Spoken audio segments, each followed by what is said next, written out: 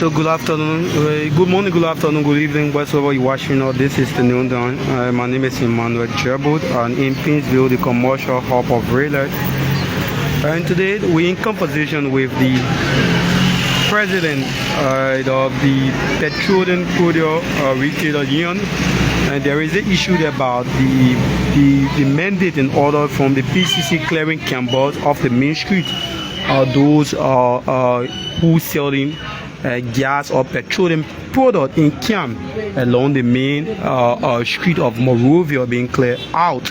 There have been series of dissatisfaction, frustration in the way PPCC carry out their mandate, and so we caught up with the president to know as to what is in the pipeline for Cambox. He talk about transitioning then being rebuilt. So let's hear from him. So welcome. Yeah, thank you. Thank you, So for the benefit of the audience, you could better introduce yourself. Yeah, I'm Prince Tambah Nyumah, the head of the Liberian Petroleum Union. Okay, there is a concern about petroleum or Cambodia being cleared off the main street. Tell us about this. Yeah, it's a kind of issue that started years back, actually.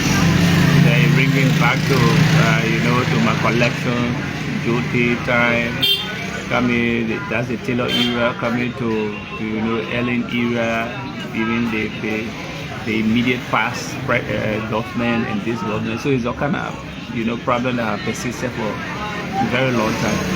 So, and that is why we are in the actually effort creating the awareness and also sharing all the training as to how gas retailers can actually know how to carry out their businesses, how they can do their businesses. That's the reason why we are conducting trainings. For Maserado, we have had 3 trainings in Maserado for our members, and we'll be going out just facing some problems, the logistical support and what. So that's it. Those guys all the retailers are Liberians. They are not other people. There are people who actually who have the kind of courage to also for themselves, like Europe balance. So just also for themselves and see how they can take care of themselves and their family. That is what they are doing. So we actually have to do it in a more organized way to see how we always looking at the transitioning them, right? They can transition from one sector to another, but that has to be done in line with the government. When you talk about transition, what do you mean? And transitioning Cambodia, what do you mean? Yeah, those people, even the training we are carrying, we're telling them the way the product is handled is not okay. Because the gas, the kind of business we do, they are actually doing the business with the kind of product that is so dangerous. It is a very good product, but once it is not well handled, you actually cause problem for either yourself and you must get the requisite knowledge as to how you can store the product. So in our training, the training workshop, telling them you don't store product in your home. It's wrong. It may cause problem for you and even others. Yeah, you're doing the business. You bury. You got your tank buried. That is something good that will be better. But taking product and putting it, and in fact, some people sell it at crowded places, which is not good. So there's a way that we can solve this problem. Those people can be work upon, in such an organized manner that they can move from selling at this kind of dangerous level to some kind of well manageable, sustainable way. Take for instance, there are places that are hard to reach, and most of those places you only find those makeshift station and kind of low-key sellers, right? The people, those have to reach places. If you're working with those people, if you try to implement the policy, like the way you could say, okay, the entire Central Mongolia, You don't just sell anyhow. That's symptom of problem. There are other gas. There are because we got all members. The level of the modern gas station. These people pay their taxes. These people sometimes, there are some difficulty as to how they sell their product. So if you don't yet take your product anyhow, you bring it closer to them when they do their business. So these are things. At crowded places too. You don't go to places that Douala Market or red light and it's just solid. That is actually it's unacceptable. It is dangerous. So for the sake of public safety, these are things that we have to do. Were you guys informed about the enforcement order by the PCC or the Monrovia City Corporation? That's not my knowledge. That's not to my knowledge level. For PCC, the MCC, no. I'm not aware of that. What I know of is we have a series of discussions with the fire service, before the police and what have you. These are people always within, discuss. These are stakeholders who've been discussing. But for the MCC and PCC, it is not to my knowledge. I actually have to get that. I'm not aware of PCC enforcing it. Taking gas sale of MCC. I'm not aware of that. What I know of it, there were the awareness created by fire service that they will be coming on the street to take those convoys from the street. But not PCC and MCC. You think what is wrong? So we have to do it in a more, like I said, some of the argument that we always hear from there is there are places that even sometimes in the night you don't find no modern gas station open. So sometimes you find those people they always around and they have to serve customers. Like how to reach area where you don't find major gas station, you don't find a modern gas station. These are people you always encounter with. These are people that people got from, like you go in the bush where you hardly find no gas station. So these are people. These are kind of argument they always do. So the government can work in such a way that because most of them say no job, and I think that's the evidence is there. The young people that are doing the basics, they don't have job and what. So if you try to implement such a policy, it have to be done in such a way that it have to be well professionally done, so that you're not effective. We are talking about petroleum, and we are talking about petroleum product retailer union. That's a branded organization we are talking about. How many membership do you have? Oh, we had a very huge membership. For most of it's the data we have. We didn't do all. Most of our member from countries and basket. We got a data of around 5,000. 5,000. Are you cut across the counties? Yes, the entire. How many counties are you in? The union covers the entire country. It's a national union. It's something that covers the whole country. Yeah, but there are bigger counties that you see a lot of our members. Like most of our dominate all the other counties. You have Bon County, you have Nimba, you have Lopa, you have Tambah. What does it entail being a member of the Liberian Petroleum Product Retailer Union?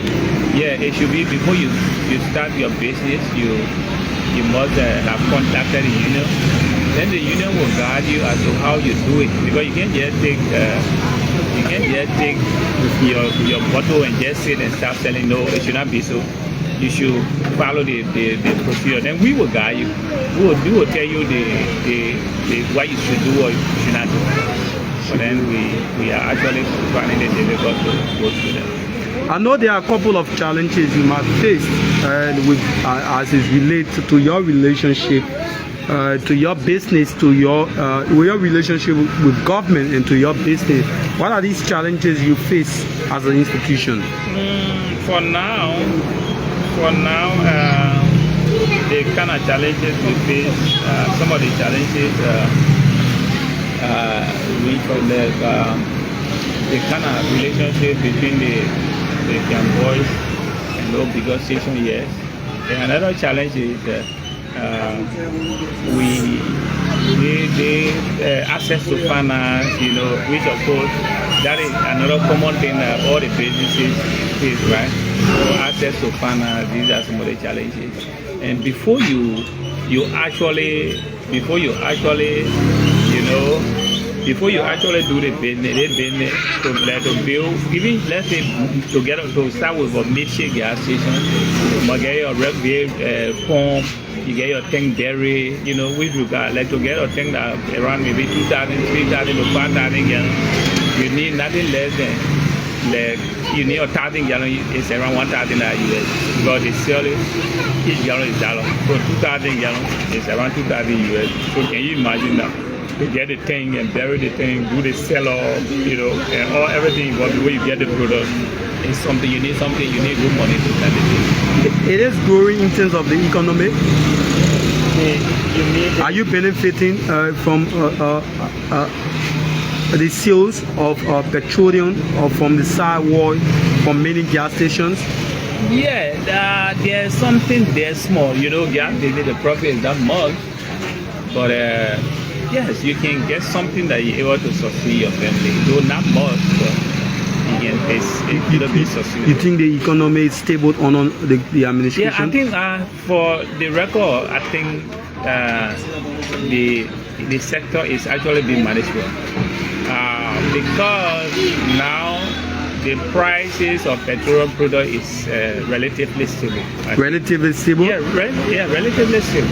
In terms of accessibility, it is available to everybody. Unlike other times, you used to see people standing in queue to get product and all that. But for this regime, they are actually, we must commend them, that they're doing well. It's something good that we should commend. They are actually doing well. One of the things that, the government, let me just use this video to just highlight this. The government actually have to put things in place through their line ministry agencies like the Ministry of Transport and other agencies that they cut down in prices may not affect the poor man because most of the kind of thing we hear is the gas price is down, but then they continue to pay higher prices, which is very important. They have to actually, government has to do some other things. They have to do some enforcement mechanism, put some enforcement mechanism in place to see how the common people can benefit. Even you drop the price, you are dropping the price so that the the consumer can benefit. But if you drop the price and the transportation price stay high, so the reason for which you drop the price, the citizen or the common people not getting it, it's something, it's not neat, it becomes almost useless. So the government should do something to see how they can manage the transportation fare properly. Then the common man will feel it, will get the impact, of the reduction in the petroleum product price. What is the relationship between your institution and the petroleum sector? Yeah, like the LPRC will always call on the LPRC to see how they can support the union because they are our stakeholder in the sector, like the Liberian Petroleum Retailer Authority, Liberian Petroleum Regulatory Authority. These are institutions that, like even the National Road Fund, can you imagine? It's because it's through our selling that they make the money. The National Road Fund. Mm-hmm. So these are institutions that should help the union to see how the union can be. You said National Road Fund generates income from your sale? They got money from they send those cents that we pay to them. It is through the sale of the petroleum product. Every petroleum product that comes into the country, they get send every gallon that is sold, they get sent. It goes to the National Road Fund. So they should, they can help the union, especially for the training. The training is very important. Knowledge is power. Let them help the union so that the union can go all out into the country, all over the country to see how the members can be trained. And you will see that the training we have started with, most of them now are very cautious as to how they handle their products, as to how even business management is included in the training too. A lot of businesses, people do business, manage well, but most of them have said every training session we had at the end, people, interview them. They admitted that the training is so good. It helped them. It's an eye-opener training.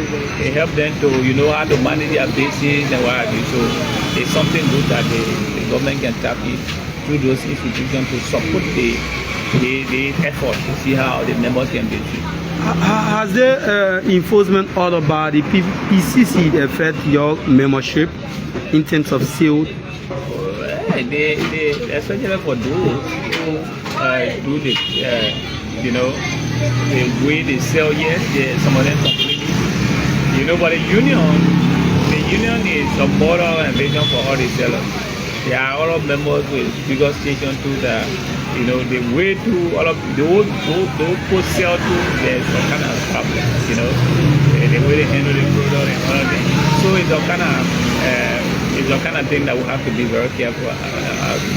Have you managed to seek redress since you receiving this effect from your membership concerning the sale on the street, on the sidewalk? Yeah, we are trying to reach the authority for them to have that, But what we know of is, let me just tell you this, that 35 of last year, most of them, we had opportunity to meet the vice president.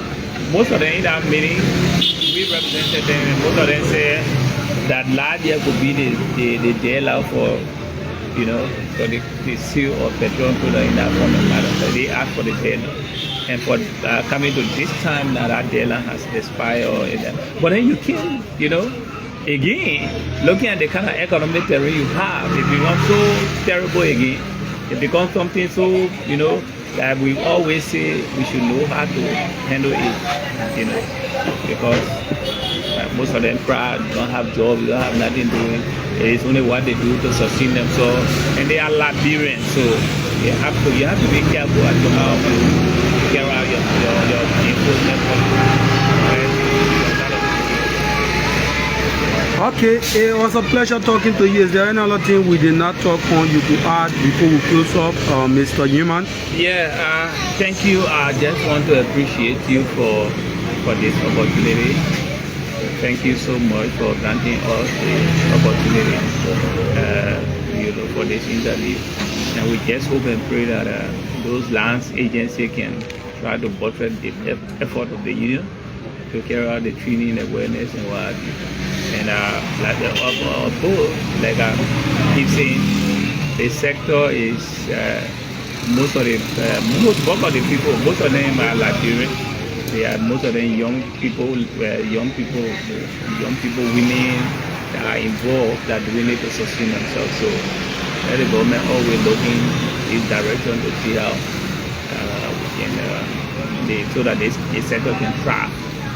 So thank you for the opportunity, and we just, even myself when they came here the other time, somebody, and another thing, they said when they see gas in continue, they got problem, but then it becomes so difficult because sometimes there are other customers that come out of town and try to get their product, some carrying the gas to bring their food and other things, so they will buy the product, put the product in the barrel, blue barrel and containers, and they take it out of the place. So some of the members who complaining, when they see the gas in anything, and they are saying what they keep saying, when they see the gas in any container, in any barrel, they will seize it. You see, so these are kind of difficult things, right? People come here, you go to the parking, they have to buy, put it in the barrel and throw it out of town because you don't have gas station. So our members now, some of them facing problems. When they see those gas, they will seize it. When they seize it, you don't know where they carry the gas. So it's kind of very difficult thing. Government has to actually see as to how we can properly, manage the gas. Thank you. It was a pleasure talking to you. We've been talking to Mr. Prince Tambah Nyumah, head of the Liberian Petroleum Product Retailer Union of Liberia. We have been talking to the